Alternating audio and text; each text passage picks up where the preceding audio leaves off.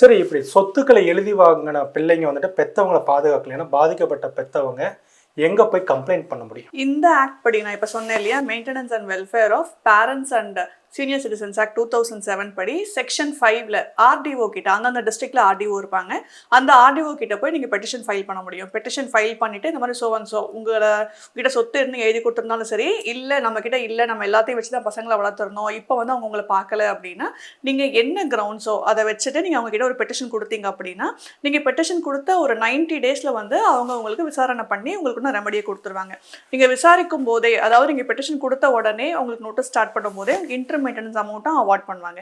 In case அந்த inter maintenance அவார்டையும் சரி, இல்ல அவங்களுக்கு நீங்க ஆர்டிஓ பாஸ் பண்ண ஆர்டரையும் சரி அவங்க வந்து மதிக்கல அப்படின்னா, அப்போ வந்து அவங்களுக்கு ஃபைனும், ஏன் ஜெயிலுக்கு அனுப்புற பவர் கூட ஆர்டிஓக்கு அந்த ஆக்ட் படி இருக்கு. சரி, இப்ப சொத்துக்களை எழுதி வாங்கிட்டாங்க, எங்களால பாத்துக்க முடியாது, அதனால நாங்கள் வந்து முதியோர் இல்லத்தில் சேர்த்து மாசம் மாசம் கொஞ்சம் பணம் தரோம் அப்படின்னு சொன்னாங்கன்னாக்கா? இப்போ நான் சொன்ன ஆக்ட் படி நீங்க ஆர்டிஓ கிட்ட போய் கம்ப்ளைண்ட் லாட்ஜ் பண்ணுங்க, உங்களுக்கு உண்டான ரெமெடி உங்களுக்கு கிடைக்கும்.